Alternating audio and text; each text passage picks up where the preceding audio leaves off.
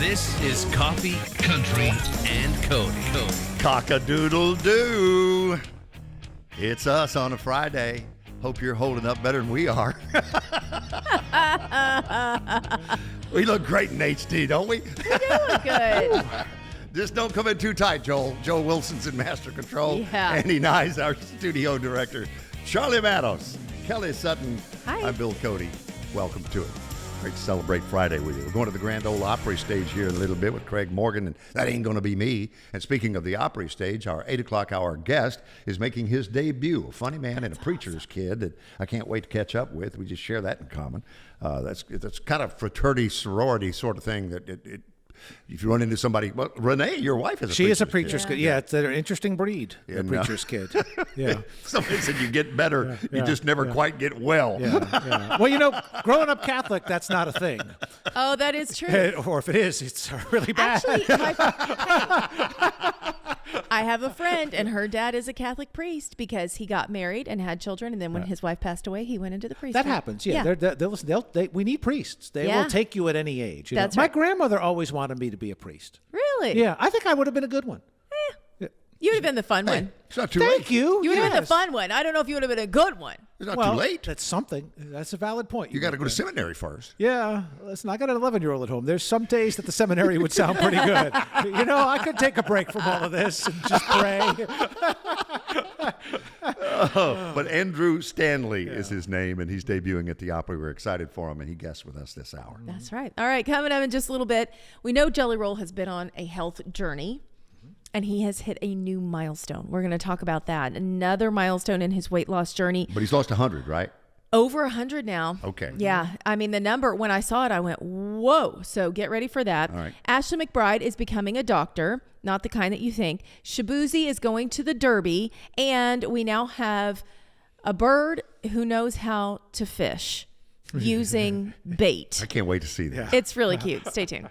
You're on Coffee, Country, and Cody. Here comes Kane Brown music to get the hour started. Coffee, Country, and Cody is on WSM. It's Nashville Comedy Festival time, and our special guest this morning is a part of that. But before he gets to the Comedy Festival, as a matter of fact, sitting where Yakov Smirnoff was sitting just this time yesterday, Andrew Stanley making your Grand Ole Opry debut in just a few hours. Welcome and congratulations. Thank you so much. I'm so excited. And the festival's a big deal, but I think I'm most excited about the show tonight. How long have you known? Really? Maybe a month?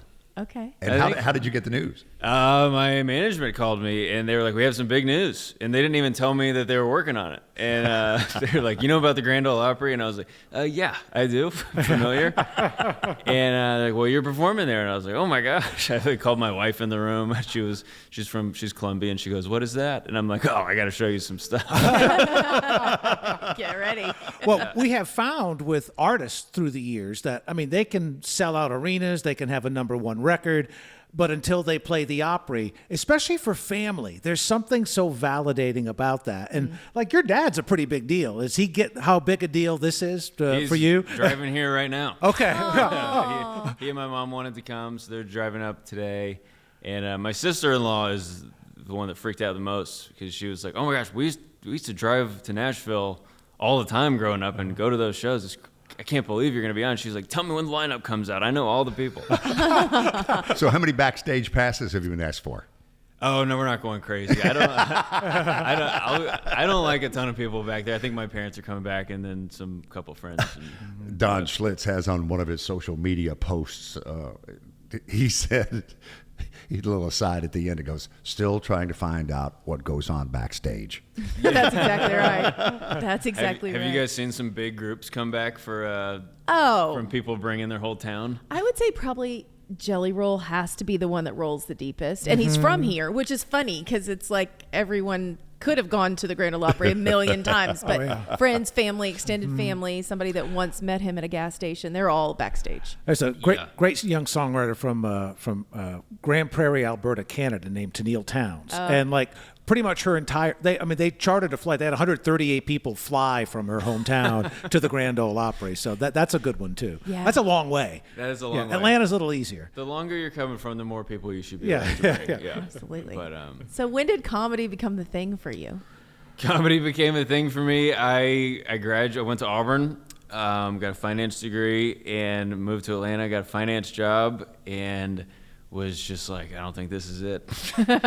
And I thought I was funny, and so I started doing open mics and was just like, oh, this is great. I started making friends and started to do well, and next thing you know, I'm running out of vacation days from my cubicle job to do stand-up, and had to make a decision, and was like, all right, well, I have 3 months worth of shows booked out. I know I can be a comedian for at least 3 months, and then if I have to come crawling back, I won't burn any bridges on my way out. Yeah, good call. So I still check in with them from time to time to make sure we're in good standing. But it's been 8 years. So Atlanta is home. Atlanta's home. And you said your wife is Colombian? She is. She was born in Colombia. They moved to the United States when she was 5. So how did you meet? So was it Auburn, maybe? We met for the first time at the comedy club in Atlanta, the Laughing Skull Lounge. She was in law school at the time with one of my buddies, and he invited a bunch of people from his study group. He goes, one of my friends is doing stand-up. It's going to be hilarious, you guys. And he didn't mean like I was going to be hilarious. He meant like, it's going to be hilarious. It's Look, gonna be hilarious. My friend is trying to do stand-up comedy. That's such a slight. I know. Yeah, well, it worked out. Okay, yeah. So he invited a bunch of them, and she was one of the ones that came. And that was the first time we met. I had no idea how important that show was. I'm terrified to think at what jokes I did or how. I mean, I was still pretty new, so it could not have been great. But so your first ever stand-up gig, how did it go? First ever stand-up gig. I was so nervous. I could not. Right afterwards, I could not remember it. And how long did you have? 5 minutes, Okay. Which when you're new feels like 6 hours. An eternity, yeah. It's horrible. And I was doing it at the Laughing Skull, which is a pretty intense, kind of, for me, very edgy place. Like you're walking past all these pictures on the walls that I'm like, I don't think I'm supposed to look at that.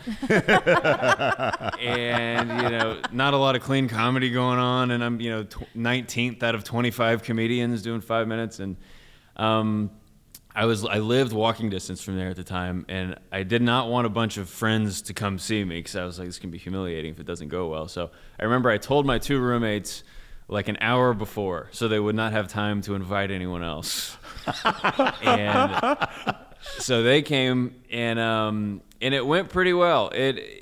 I definitely messed some things up and did some things out of order, and I completely blacked out and couldn't remember it. But when I went back and listened to it, I was like, oh, they laughed. Like it wasn't.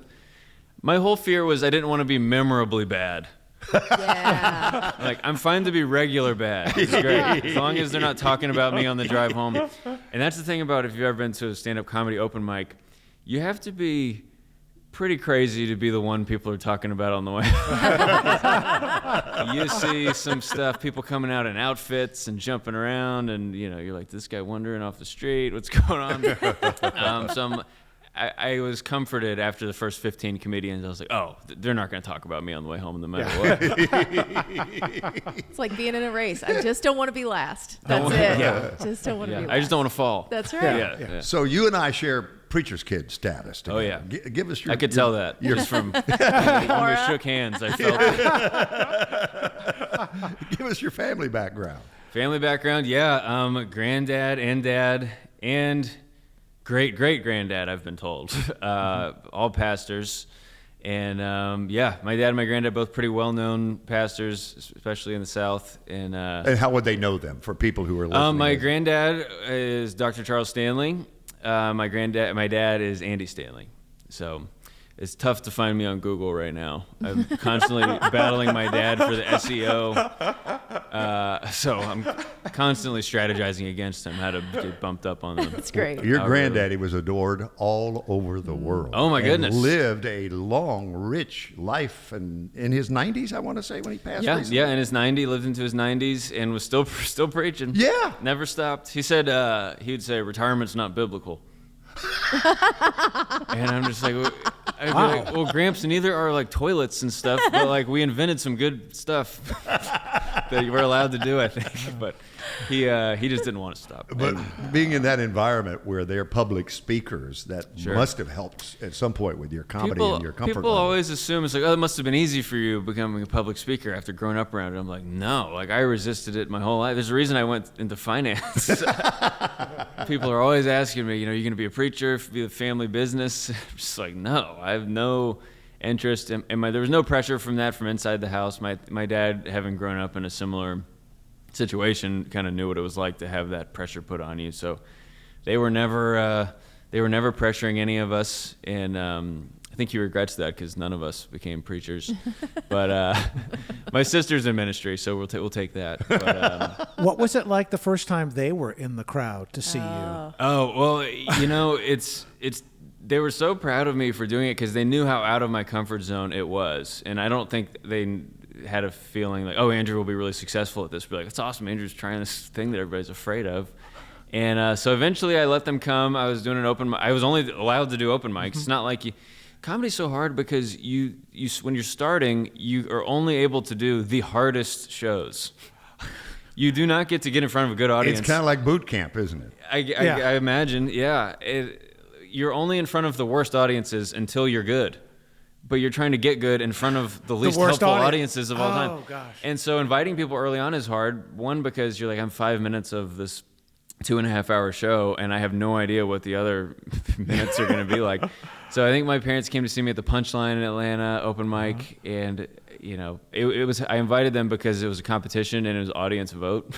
Nice. So I was inviting everybody. I was Help me on this. All right, you guys can come if you promise to vote for me. And so they came, and I remember, of course, the comedian right before me is like the dirtiest comedian in the whole I was just going city. to ask, did he see your dad at all and know who he was? Because No, that would be the weirdest feeling. I grew up in such a bubble where I was like, I think everybody in Atlanta knows who my dad is. And then I started doing comedy, and I was like, nobody knows.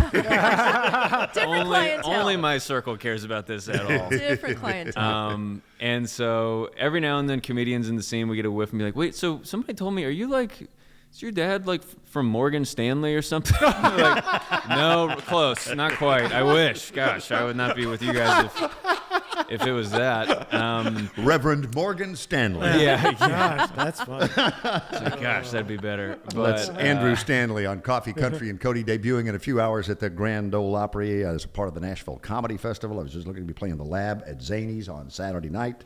You're also doing Connor Larson's Big Fun Riff Show while you're in town. Oh, yeah, and that's going to be one like those open mics where I have no idea what the other comedians are going to be talking about. And that's tomorrow. You got 2 gigs tomorrow. 2 tomorrow, yeah. Yeah. So Coffee, Country, and Cody continues with Andrew Stanley. This is Coffee, Country, and Cody. Andrew Stanley is still here drinking our coffee from Hemisphere Coffee Roasters out of the green room over there. No charge. Okay, Yeah, money's no good. Okay, perfect. And he's playing a Grand Ole Opry, his debut at the Grand Ole Opry. And I'm thinking about recently, Nate Bargatze used the Opry as the Opry House for his television special. You've heard of him, yeah. And recently, in the last couple of years, both Gary Muldeer and Henry Cho have become members of the Grand Ole Opry. It's been a long time since comedians were members of the Opry, but it's so much a rich part of the history of the Opry. Mm-hmm. Yeah, thank you so much for offering. I would love to accept. To join those ranks is such an honor. Thank you. I can't wait to tweet that right after this. Yeah, it's amazing. It's so fun to go on the Opry website and see, who's a member, and to see some comedians on that list is so cool. I was obviously looking through all of that, in preparation for this, just to go see like what's everybody been doing, and see like Henry Cho on there is so fun. Have you worked with Henry or Gary? You know what? I never have. We know all the same people. Feels like ships in the night. Sometimes for us comedians, it's hard to meet unless you're working with each other because you're busy at the exact same times. Mm-hmm. But no, it's crazy. I've actually never met Henry, but I'm sure I will. Well, one of the guys that came to see us for decades was the funniest man in America, James Gregory. Oh, yeah. Who lived outside of Atlanta. He did, and I never met him in person. He called me one time. Oh, no kidding. And it was the same year that he passed away. He called me, and he was so nice, and it was some number I didn't have, and I answered it, and I said, hello, and he goes, Andrew, this is James Gregory. And I was like, oh, my gosh, yeah, hi. And he goes, I got your name from somebody that said you're very funny, and I want to see if you're available to open for me. And I was already booked the date he wanted me, but he asked me to open for him that last year, and I wish I had canceled whatever I had going on to get to go do that now. But, yeah, such an amazing legacy for him. Was there somebody that you were listening to growing up secretly that you probably shouldn't have been listening to, or that just kind of influenced your vein of comedy? I was a very good boy. I was not disobeying very Okay. much. I got in trouble for playing Pokemon growing up because they evolve. That's true. So I was pretty careful. So you thought this preacher's kid thing was easy, didn't you, guys? No, it was Yeah, pretty real. It's not wow. an act. Yeah, I had to go. Remember the sad day. I had to take my notebook full of Pokemon cards and walk down the street and give them to my neighbor Maxine because she was Jewish, so I guess it was fine for her to have them. According to my mom. She was like, and so we were pretty sheltered. But to answer your question, listening, I had several Jeff Foxworthy albums. Okay. And Brian Regan. And those are the two that I remember listening to on my Walkman. And especially that Brian Regan live album. That's the one where all the most quotable bits from his, the big yellow one is the sun. The crazy thing, the thing about him though is his facial expressions add so much. I know. So to hear it for so long, like do you remember the first time you got to actually put the face and watch him do it live? Or? Yes, because I remember I just listened to that album so many times I probably didn't even know what he looked like. And then you see a video for the first time and you're like, oh, that's why they were laughing at that part I didn't understand in the audio, because he was making a face. And I'd just be like, why are they laughing? Is there a weird edit here or something? You're like, no, it's because he's like the most expressive comedian He really is. ever. And but also the fact that his stuff stands alone without that is a testament to his writing. And then he just adds that performance on top of it to be like a kind of the cherry on top, but he doesn't rely on it. That's so funny. Well, I'm going to date myself a little, but the comedy album, like the record, was like such a part of my childhood. I remember having my headphones on and not realizing how loud I was laughing and waking my parents up and having them come in and yell at me because it's 12:30 on a school night. And that was Cosby? Well, it was Cosby. That hasn't aged as well as it did back then. But yeah, it was Cosby. It was Gallagher. It was Robin Williams' Reality, What a Concept. It was the Steve Martin records. I mean, I can quote them chapter and verse. I mean, I listened to them so many times. Speaking of quoting, you were talking massages, shared massages with your wife. Andrew has come to the dark side on this, however. It was a great bit about going to a massage for the first time with your wife. And Renee, my wife, has wanted me to go with her for years. And I'm like, no, this will be the most uncomfortable 30 minutes of relaxation ever for me. But you love them now. Oh yeah, I've come around big time. At our old house, we lived right next to this massage place, Chinese operated. Their specialty in reflexology, which is like foot massages. And my wife was like, I want us to go get foot massages together. And I was like, that sounds terrible. Yeah. I don't even like touching my own feet. I don't want somebody else grabbing my feet and like. And she's like, you press on this part of the foot, that attaches to your kidney, and that's good for your kidney. I'm just like, okay, so this isn't even real. This is some sort of... This is voodoo. Yes. Some sort of weird religion thing I don't know about. And but we go in, she wins, as usual, and they soak your feet in like this hot water at first. You're like, all right, this is good. It's like a hot tub. Then just like the strongest guy ever comes in, starts just massaging your feet, and after 5 minutes of feeling weird, you're like, this is the best thing of my life. Well, I told you, I just recently had my first pedicure. My wife talked me into going with her. It's a delight. And it was, some people are just more sensitive with their toes and their feet, and you kind of get that tickly thing. And boy, when they put those warm towels around your calves and wrap your legs. Why do you think we go? We do this all the time. Man, it's like, I don't want this to end. That part was. Were you in the massage chair? Did you turn it on? Yes. Yeah. Whole thing. So Yeah. It's Totally worth it. I need to go there next, probably, now that I'm on my foot wellness journey.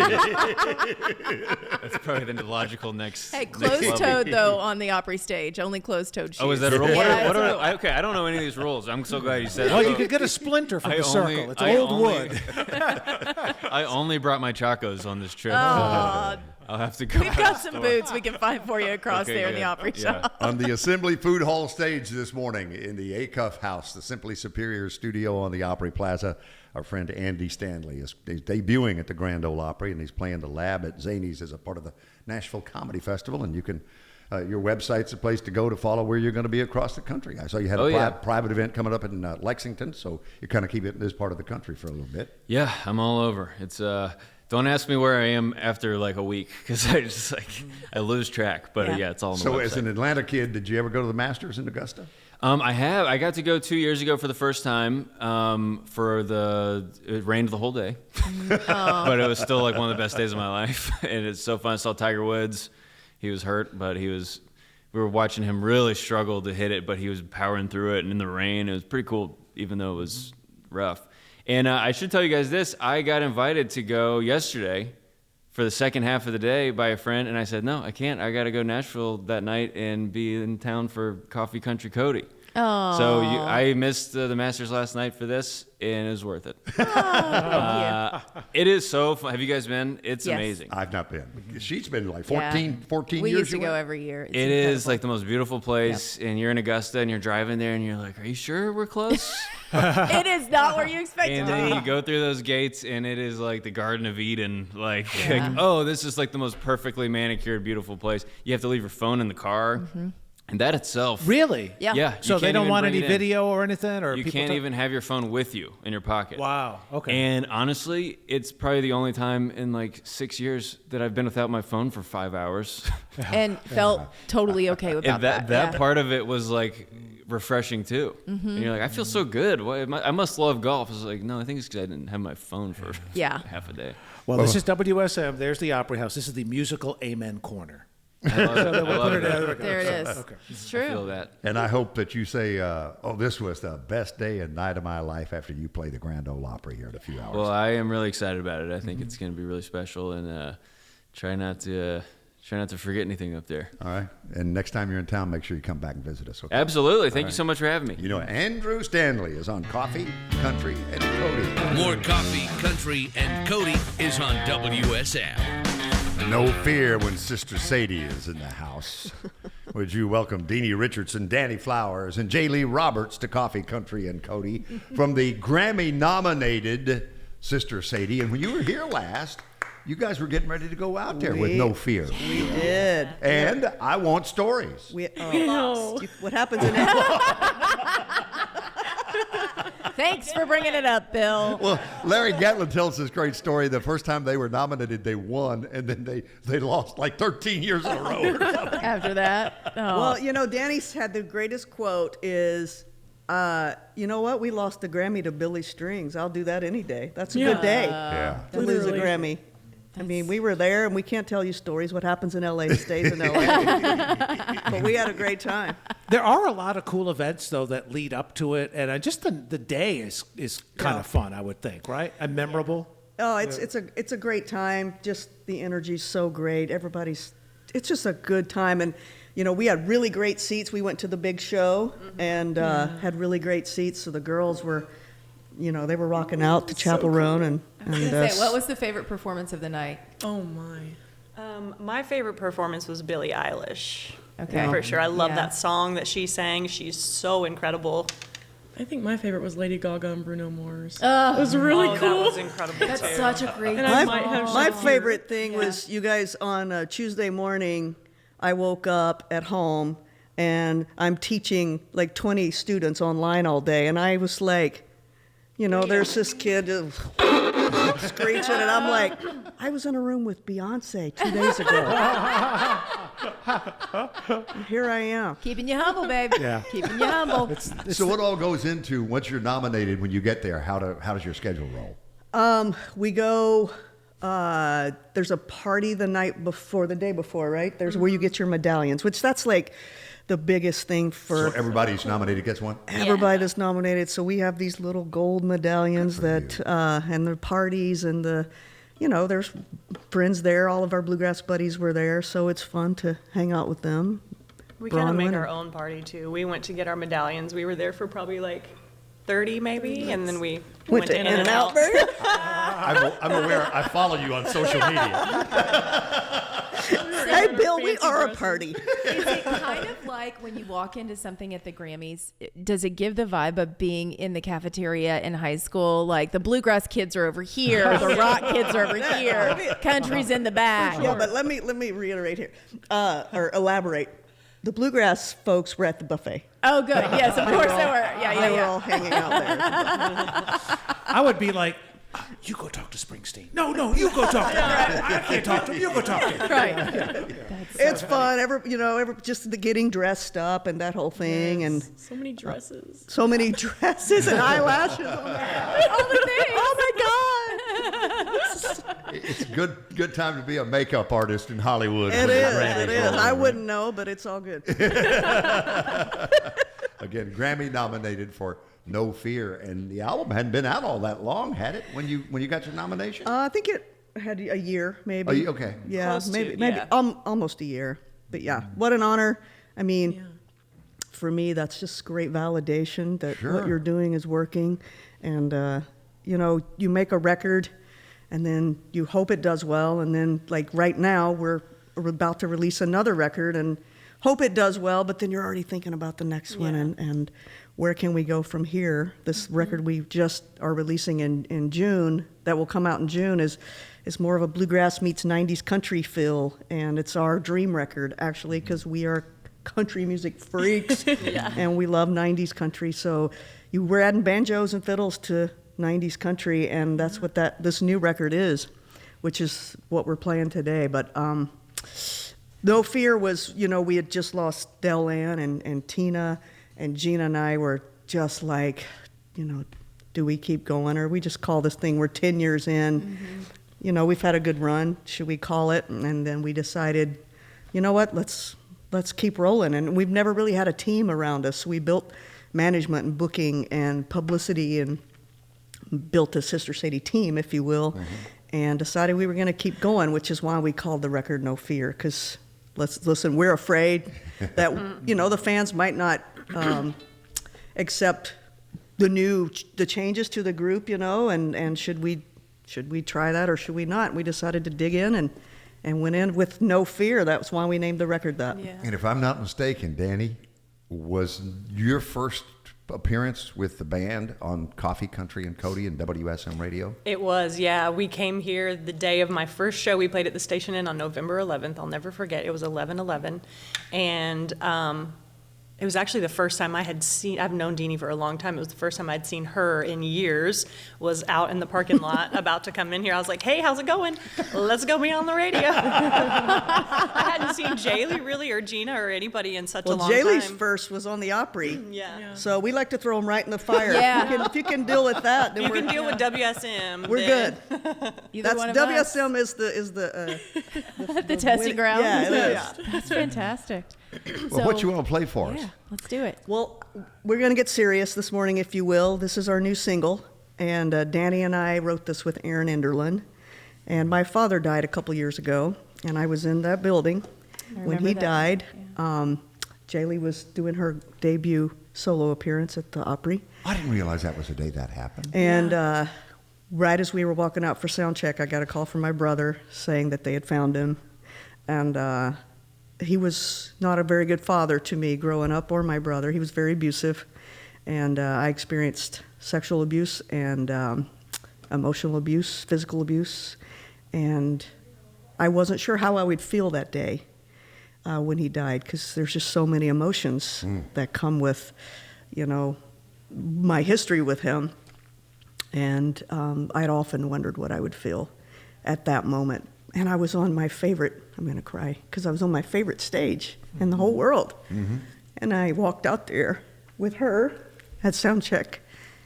And I felt completely free of his chains for the first time in my life.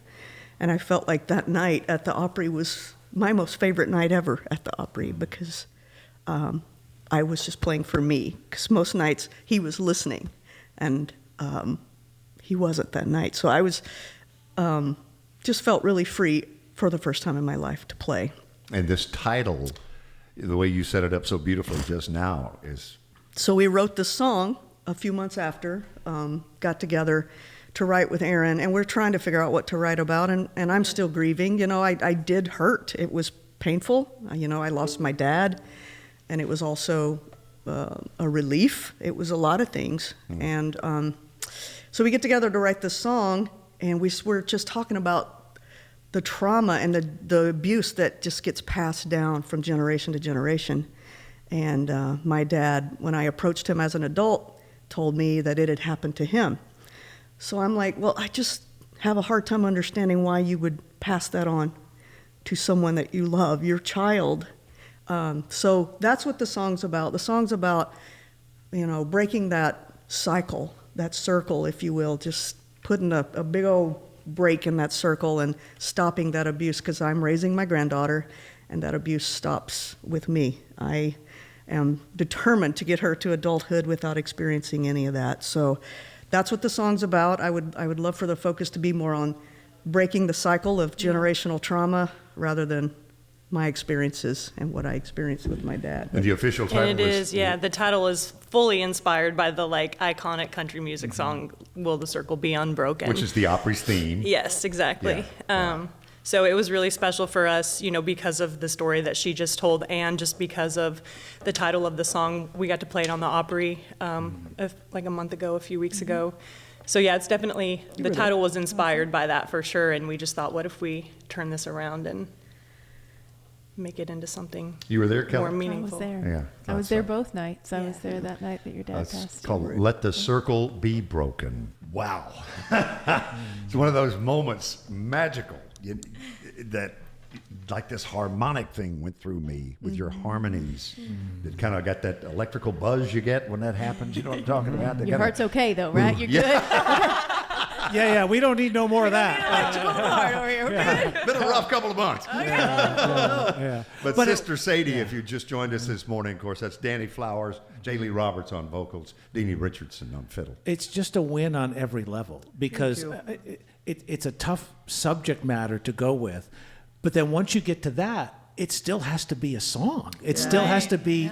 It still has to be a melody. And man, it's just you knocked it out of the park. I think it all. It's just a win. Yeah, it comes together really well. The melody's stellar, and it's not.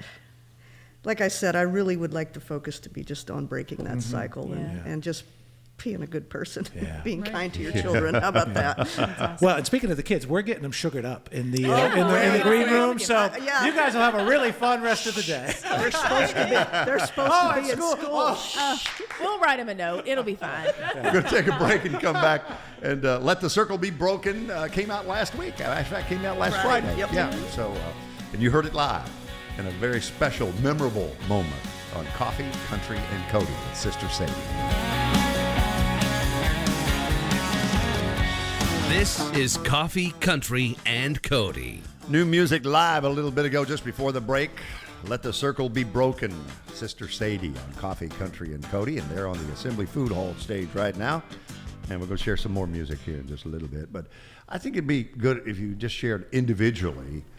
For you, Deanie, was Patty Loveless your first paying road gig, as I think back at our friendship? My very first road gig, I was 16. I went out with the New Coon Creek Girls. Do you remember those? Yes. Guys? I was 16 years old. Pam Gadd? Pam Gadd, Vicki Simmons, Yeah. Pam Perry. Yeah. Who later on went to be Wild Rose.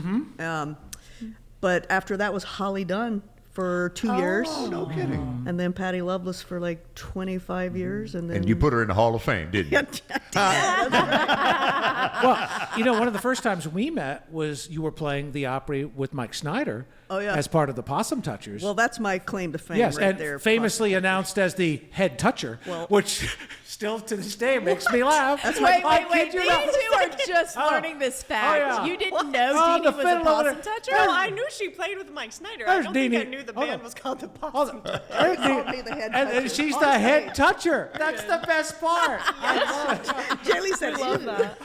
And the first time I met Deanie was where all great musicians come together at the Pick and Grill in Milldale, Tennessee, That's at the right. Presbyterian Church. That's right. Danny and I went up there for Christmas and did you? played. Oh, we did, yeah. Yeah, So funny. it's a Oh, sweet it was place. amazing. It is. And Danny, you signed a solo deal when you first got to town, right? Is that I what it was? did, yeah. I made a record for MCA that is somewhere on a shelf still, I think. And then, and I wrote for Sony Tree and Carnival Music. I did a lot of songwriting as well, which I still do, but She wrote a good one yesterday. So you grew up where? I grew up in Southern Illinois. And when did you first start coming to Nashville? I This is a great first story. started coming, we were just talking about this today. The first year I ever came was in 2001. My mom brought me down for fanfare. And I cried when we had to go home. And then I came down maybe a couple other times for fanfare. But then when I got my license, I turned 16. My mother let me come down and spend a week here for fanfare, which was crazy. Can't believe she did that. You had a lenient mom. Yeah, or something. And I just spent the whole week here. I went to Leanne Womack's fan club party. I went to Joe Nichols' fan club party. I went to all the fanfares. Summer camp.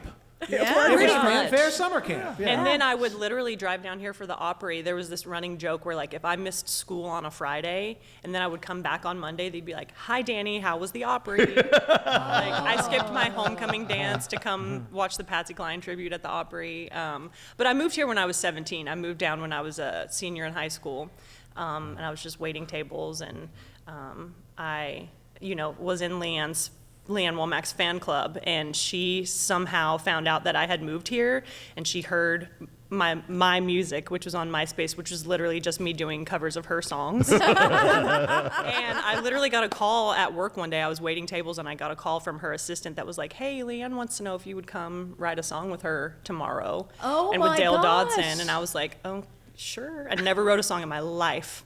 I was just like, "Okay, yeah, sure." Barely played guitar. But then, she and her husband helped me get a publishing deal and a record deal, and the record never came out, but I got a lot of great experiences. I met a lot of great people, and I've been here ever since. What a wonderful part of the Danny Flower story that I never knew. Yeah, no, you know. Well, he is one of my favorite people. I hope you have met your namesake Oh, I of sure Tulsa have. Time, Danny Yeah. Flowers. What a gem he is of I a have. guy. I What is adore that joke? him.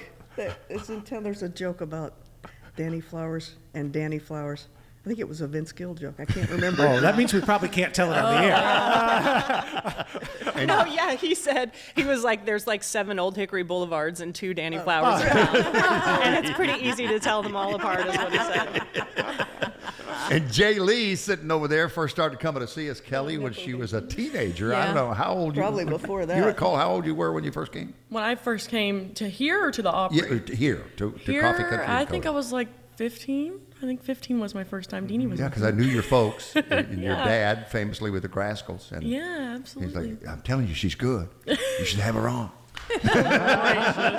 My dad, yeah. One of the best singers ever. Yep.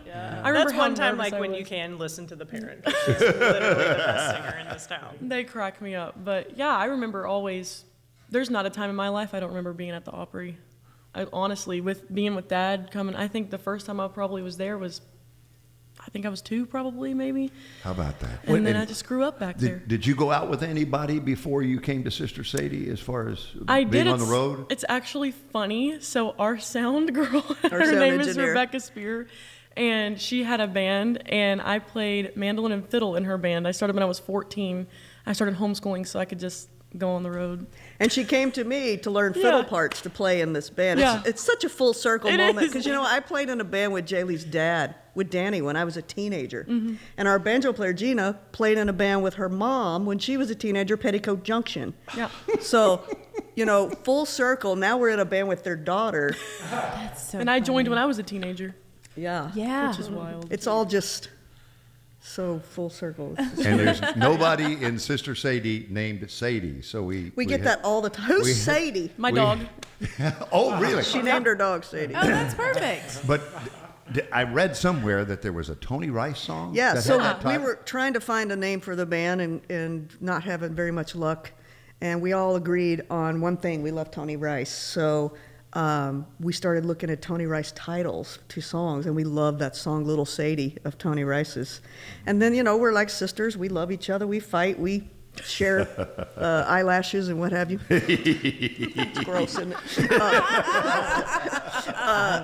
So we just... Kelly and I do too. Yeah. I get it. Yeah. So we just called it Sister Sadie. Anyway, Jay Lee, when I got in my car Monday, Jay Lee, you guys, we pulled an all-nighter driving home the other night from Floyd, Virginia. And anytime there's an all-nighter, I can't do all-nighters anymore. I'm too old. But these two will get up in the front, because I know they will pull the late shift. They're cranking up every kind of music you can imagine and just singing at the top of their lungs. Well, I laughed so hard all the way home, I ended up staying up because I was videoing the two of them. But I get in my car Monday morning, and there's an eyelash in your seat. Yeah, that tracks. I'm like, is that a tarantula? What the hell is that? Well, if you want to know how fun life is on the road with a band, follow Sister Sadie on social media. Sister Y'all need to take Kelly out with you on a run. Yes, yes. I got all the eyelashes. We would y'all. rage. I love that. That would be so fun. We're planning a social media thing soon where these girls do a makeover on me. Oh yeah. So they want to do my whole Full glam. full glam Full thing. glam. So yeah, there'll be a lot of whiskey in my body. It kills For that. bacteria though, so It it's does. good. It's good for you. If nothing else, you want to follow us for that. Yeah, literally. Do what you want is what we're going to close with. You guys, this is a fun one. Danny and I wrote this with Erin Enderlin. She's our favorite co-writer, so we just have a blast. We got together with some chicken wings one Sunday at the house. We had nothing to write about. We're just talking and just start talking about life and how hard it can be and what's expected of you and all the rules and being girls, young girls. Did you go to college? Do you just get married? Do you have babies? Do you not? So we just started talking about all that and came up with this song really quickly. It was a quick write because it was just so fun. And this has quickly become our mantra, if you will. It's called You Damned If You Do, You Damned If You Don't. You might as well just do what you want. You heard it here. Thank you, Deanie, Danny, Jay Lee, so much. Hey, thank you guys. Thank you bet. so much. Thank you. From WSM Radio, this is Coffee, Country, and Cody.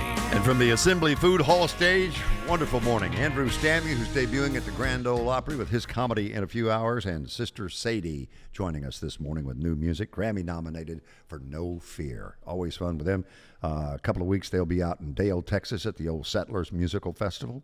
Then they're in Peoria, going to Pella, Iowa to play the Opry House there, the Opera House, and then Evanston, Illinois. Did you see they already have January of 2026 booked for the Country Music Cruise? And Nice. Patty Loveless is one of the guests on that. So that'll be really cool. That will be fun. Yeah. We need to get on that, guys. Yeah, they need announcers. They need announcers. I've pointed that out on Just several saying. occasions. What did they point back? Nothing. They've said thank you. We'll keep you in mind. Not even that. We'll be in Radio touch. silence? Not even not even the courtesy of we'll keep you in mind. Okay. That should tell you all you need to know. No, thank you. That's it. Hey, if we have Ashley McBride coming up anytime soon, we're going to have to now refer to her as Dr. Ashley McBride. So just make that notation, if She's you would, please. a white coat. Got a Well, little embroidered name on there. I hope so. Yeah, I really with want her to see if she'll specialty. Yep. fill my prescriptions. She is getting her doctorate, an honorary doctorate from her alma mater. She is a Grammy Award winner. Of course, she is a member of our beloved family here at the Grand Ole Opry, and now she will have an honorary doctorate in music from Arkansas State University. That's pretty good for a girl going nowhere, as you said earlier, Charlie Meadows. So we have Dr. Ashley McBride and Dr. Jeannie Seeley. Yes. They should open a practice together. I like it. Yeah. I mean, We had Dr. Ralph Stanley. Yes, we did. Yes. Sure. Yeah. Yes. Yes. Do we have any others? I don't know if Dr. Hook ever played, but I don't know many other doctors. No, I can't think of that. Dr. Dre's not here, so he did open a place here in Yeah, town. he did. Yes. That would be the practice I think I'd want to go to. Dr. Dre, Dr. Seeley. Well, you'll see both of our doctors there. Dr. McBride. Okay, imagine pulling up to Raising Cane's. All you want is to get some chicken fingers. You just want to get one of the little boxes to go, and then this guy comes to the window, and you're like, well, I'm pretty sure my order's going to be screwed up. It's Luke Bryan.